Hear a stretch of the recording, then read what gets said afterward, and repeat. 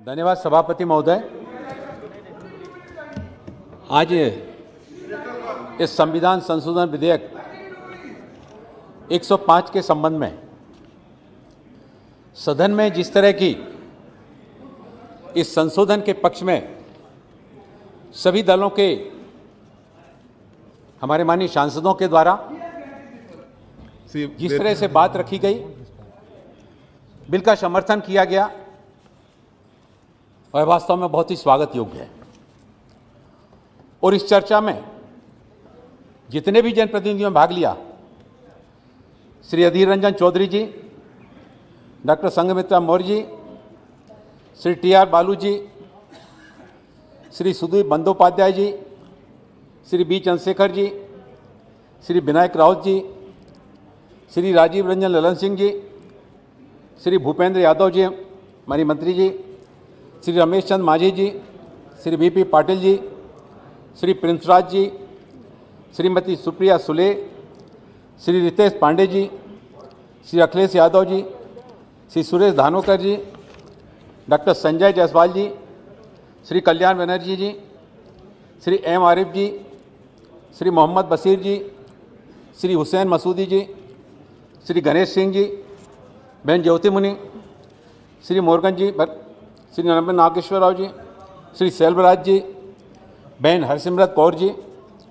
प्रताप राव जाधव जी, श्री राजेश वर्मा जी, श्री रामू नावड़ी जी, श्री ओवैसी जी, श्रीमती प्रीतम मुंडे जी, श्री चंद्रशेखर प्रसाद जी, चंद्रेश्वर प्रसाद जी, श्रीमती अनुप्रिया पटेल जी, श्री मलूक नागर जी, श्री हनुमान प्रसाद बेनीवाल जी, श्री दयानिधि मारन जी, हमारे मित्र प्रेमचंदन जी, बहन नवनीत नारायण जी, अच्युतानंद सामंता जी, श्री विजय कुमार जी, श्री थॉमस जी, श्री थिरुवनंबलम जी, श्री भगवत सिंह मान जी, सभी माननीय सदस्यों के द्वारा जो बातें यहां पर रखी गई, सभी के मन की जो अभिव्यक्ति थी, वो अभिव्यक्ति एक ही दिशा में जा रही थी। हमारे पिछड़ा वर्ग के साथियों के लिए जो बिल लाया गया है, ये बिल उनका काफी उनके हितों को पूरा करने वाला है। जो राज्यों के अधिकार राज्य सूचियों के संबंध में खत्म हो गए थे, इस बिल के माध्यम से वो सूचियां बनाने का अधिकार पुनः राज्यों को मिलेगा और इससे प्रत्येक राज्य अपने राज्य में ओबीसी के जो सदस्यगण हैं, वो जातियां हैं, उनके संबंध में निर्णय ले सकेंगे और जिससे राज्यों में हमारे ओबीसी के बंधुओं को, चाहे वो शिक्षा की बात हो, नौकरी की बात हो या जो कल्याणकारी योजनाएं हैं, उन कल्याणकारी योजनाओं का लाभ मिलने की बात हो। माननीय अध्यक्ष महोदय, हमारे मित्र और हमारे कांग्रेस के नेता भाई अधीर रंजन चौधरी जी ने उन्होंने एक बात कही थी कि संविधान संशोधन करने की नौबत क्यों आई और 102वें संशोधन में ओबीसी के चयन का राज्यों का अधिकार ले लिया।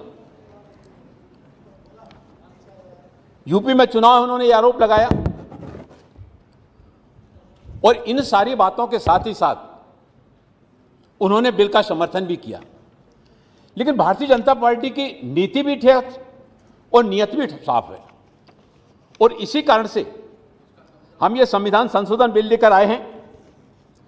102वां संविधान संशोधन जब संसद में पास किया गया था और उस समय भी कांग्रेस ने इसका समर्थन किया था, लेकिन कांग्रेस ने कोई भी संशोधन का प्रस्ताव उस समय नहीं किया था और इसलिए 102वें संशोधन का जब समर्थन किया था तो इसके संशोधन अधिनियम पर सवाल उठाने का नैतिक अधिकार मैं समझता हूं कि हमारे विपक्ष को नहीं है, हमारे माननीय कांग्रेस के नेताओं को नहीं है। और ये कांग्रेस का दोहरा व्यवहार है। माननीय अधीर जी, आप हमारे बहुत अच्छे मित्र हैं, मैं आपकी भावनाएं समझता हूं। सर्वोच्च न्यायालय ने भी और 102वें संशोधन अधिनियम की वैधता स्वीकार की थी और इसे भारत की संघीय संरचना तथा संविधान के बुनियादी ढांचे के अनुरूप माना था। जहां तक आपने हमारे साथियों के समर्थन में, हमारे शिवसेना के साथियों के समर्थन में आपने एक मुद्दा उठाया था कि महाराष्ट्र आरक्षण के संबंध में जो बात कही थी, मराठा आरक्षण राज्य सरकार का विषय है और आज के संशोधन के द्वारा भारत सरकार ने महाराष्ट्र सरकार को इस विषय पर निर्णय लेने के लिए पुनः सशक्त कर दिया है। महाराष्ट्र राज्य सरकार मराठा समाज के हित में उचित निर्णय लेने के लिए स्वतंत्र है, उनको स्वतंत्रता है।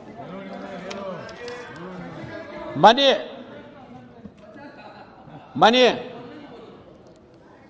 हमारी बहन संघमित्रा मौर्य ने, और इन्होंने बहुत अच्छी बात कही कि 2011 में जब जनगणना हुई थी तो 2000 में जनगणना के समय किसकी सरकार थी, और जब वो जनगणना उस समय जो सरकार में थे, जिम्मेदारी वाले पदों पर थे, उस समय उसका प्रकाशन क्यों नहीं करवाया गया था। भारतीय जनता पार्टी की सरकार आई तो नीट परीक्षा ऑल इंडिया कोटे में ओबीसी को 27% आरक्षण आदरणीय प्रधानमंत्री नरेंद्र मोदी जी के द्वारा दिया गया। साथ ही साथ ईवीएस को 10% आरक्षण भी दिया गया। यह मोदी जी की सरकार की संवेदनशीलता है। बहन संघप्रिया मित्रा जी का, मौर्य जी का, और उन्होंने बहुत अच्छी बात अपने व्यक्तित्व में यहां पर कही। माननीय अध्यक्ष महोदय, हमारे प्रिय मित्र टीआर बालू जी कम बोलते हैं पर अच्छा बोलते हैं। मैं बरसों से उनके बारे में जानता हूं और मैं उनके व्यवहार को भी देख रहा हूं। बहुत सीमित शब्दों में नपीतुली बात करते हैं, कभी एग्रेसिव मैंने उनको होते हुए नहीं देखा। ये उनकी व्यक्तित्व की विशेषता है। उन्होंने सामाजिक न्याय के पुरोधा पेरियार जी, अन्नादुरई आदि हमारे समाज सुधारकों के उन्होंने नाम का उल्लेख किया और इन सब का हम सब लोग सम्मान करते हैं।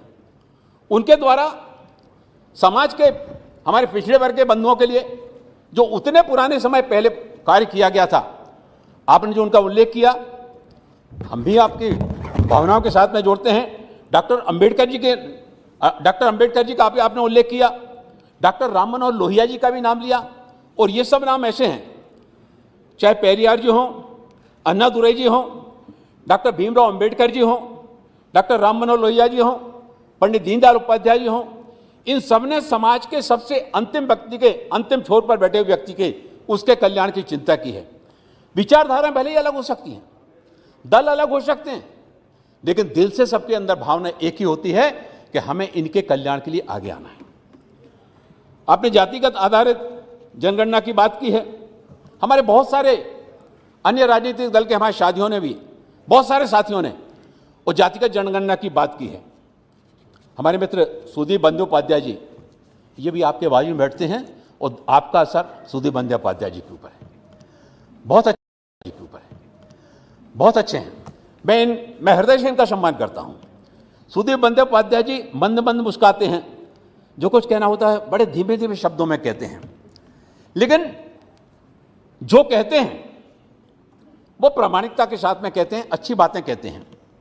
अपने दल के हित में बात करना, ये हर राजनीतिक दल के नेता का और सांसद का ये उसका कर्तव्य होता है। लेकिन इसके बावजूद भी कुछ बातों में हमारे और उनके बहुत सारी चीज़ें मिलती हैं। मैं उनका भी बहुत हृदय से सम्मान करता हूं। उन्होंने फेडरल संरचना की बात कही, संघीय ढांचे की बात की, 338वीं राष्ट्रीय पिछड़ा वर्ग आयोग का प्रावधान, एनसीबीसी संवैधानिक संस्था, इसके संबंध में उन्होंने कहा।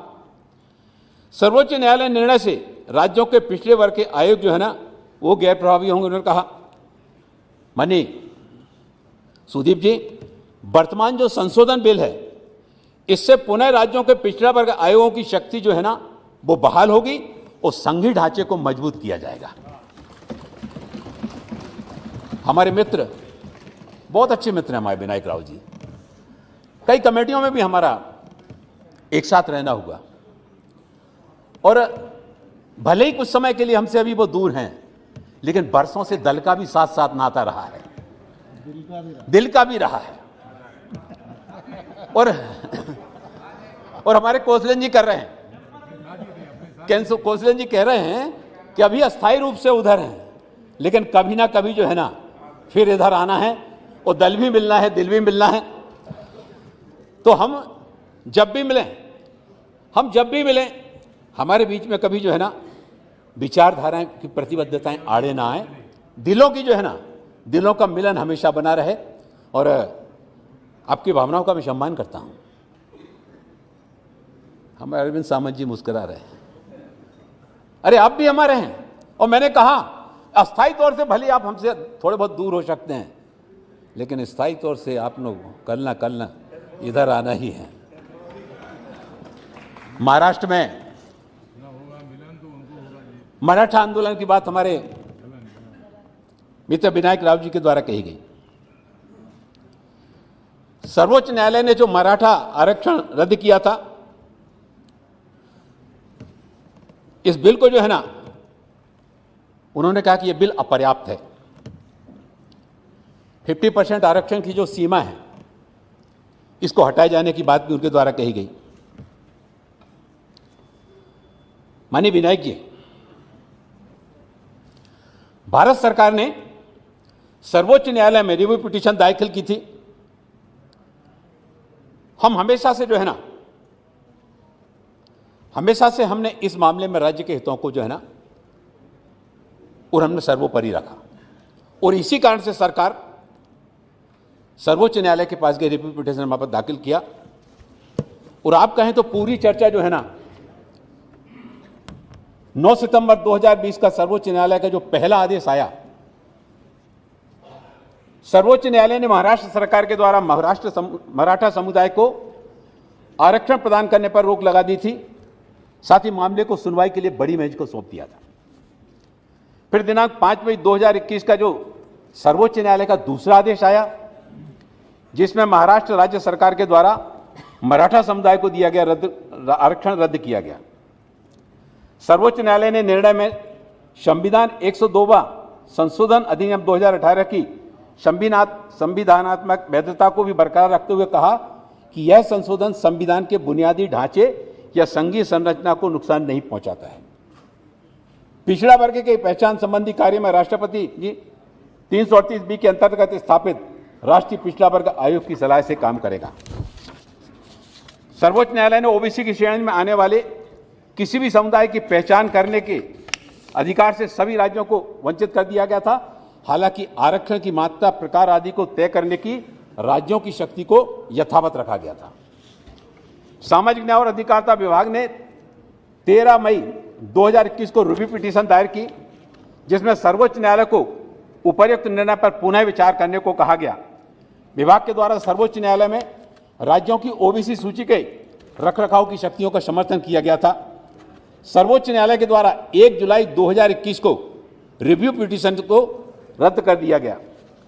उल्लेखनीय तथ्य है कि सर्वोच्च न्यायालय ने महाराष्ट्र सरकार के द्वारा अन्य ओबीसी समुदाय को दिए जा रहे आरक्षण को निरस्त नहीं किया था। माननीय रावत जी, इस पूरे प्रकरण को अगर हम रखेंगे तो इसी में 1 घंटा लग जाएगा, लेकिन मैं आपका जो आज वो सब आपको जानकारी है, सारा का सारा आपने देखा, उसको पढ़ा भी है। आज का जो प्रस्तावित बिल है, आज के इस बिल से राज्य सरकार की ओबीसी की सूची बहाल रखने एवं आरक्षण की मात्रा एवं प्रकार तय करने की शक्ति बहाल इसमें की जाएगी। इससे महाराष्ट्र के वंचित समाजों के लिए प्रावधान की राज्य सरकार की शक्ति पुनः उपलब्ध होगी। और मैं समझता हूं कि ये इस निर्णय से महाराष्ट्र के साथ ही साथ बाकी स्थानों के राज्यों में भी और इस तरह का अधिकार जब राज्य सरकारों को मिलेगा तो ओबीसी के हितों के, उनके भलाई की दिशा में, कल्याण की दिशा में और काफी काम इस मात्रा से होगा। हमारे राजीव रंजन ललन सिंह जी, उन्होंने बिल का समर्थन किया और उन्होंने कहा कि सरकार की नीयत बिल्कुल साफ है और इसका प्रमाण सर्वोच्च न्यायालय में रिव्यू पिटीशन खारिज होने पर 105वां संविधान संशोधन विधेयक बिल ये सरकार लेकर आई है। लेकिन इसके साथ ही साथ उन्होंने, मैंने जैसा कि कहा कि सबकी अपनी प्रतिबद्धताएं होती हैं, अपने राजनीतिक दल की बात रखने का अधिकार होता है। उन्होंने जाति आधारित जनगणना की बात उनके द्वारा रखी गई। हमारे मंत्री सम्मानीय भूपेंद्र यादव जी अभी नहीं है। माने भूपेंद्र यादव जी ने जो है ना, बहुत ही महत्वपूर्ण बातें यहां पर उनके द्वारा रखी गई और उनके द्वारा जो बात कही गई, 1980 में मंडल आयोग ने आरक्षण की समर्थन में रिपोर्ट दी थी, परंतु कांग्रेस ने उसको लागू नहीं किया था। उसी प्रकार उसी सरकार ने लागू किया जिसे भारतीय जनता पार्टी ने समर्थन दिया था। मैंने कहा उसी सरकार ने लागू किया जिसे भारतीय जनता पार्टी का समर्थन था। ओबीसी की क्रीमी लेयर की सीमा भी सामान्य अटल जी की सरकार के समय ही 2004 में पहली बार बढ़ाई गई। 2004 से 14 तक यूपीए की सरकार थी। एनसीबीसी को संवैधानिक दर्जा देने की मांग होती रही, परंतु उस मांग को पूरा करने का काम देश के प्रधानमंत्री आदरणीय नरेंद्र मोदी जी की सरकार के द्वारा ही किया गया।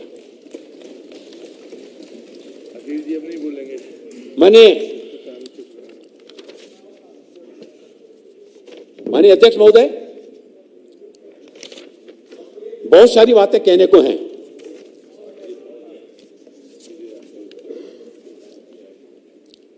%50 आरक्षण की जो बात कही गई, इसकी सीमा बढ़ाने के लिए बात की गई, कई राजनीतिक दलों के हमारे सांसदों के द्वारा की गई। सरकार इस भावना को अच्छी तरह समझती है कि 50% की आरक्षण की सीमा पर विचार होना चाहिए, विशेष रूप से इसलिए क्योंकि अब 50% की सीमा 30 साल पहले लगाई गई थी। लेकिन न्यायालय ने अभी तक बार बार यह स्टैंड लिया है कि 50% आरक्षण की सीमा रहना चाहिए और इसलिए इसके संवैधानिक एवं कानूनी पहलुओं का सावधानी पूर्वक अध्ययन करने की आवश्यकता है। इंदिरा साहनी केस में न्यायालय ने 50% की सीमा बढ़ाने की बात जरूर कही थी, पर कुछ अपवाद स्वरूप विशेष परिस्थितियों में की थी, विशेषतः उन समुदायों के लिए जो अभी तक मुख्य धारा से बाहर हैं। माननीय अध्यक्ष महोदय, यह बिल इतना महत्वपूर्ण है, सबकी भावनाएं भी इसके साथ जुड़ी हैं और मैं आपसे अनुरोध करता हूं, आज सदन में जो इसके पक्ष में माहौल आया है, सभी राजनीतिक दलों की भावनाओं को समाहित करते हुए मैं आपसे अनुरोध करता हूं, इस बिल को पास कराया जाए।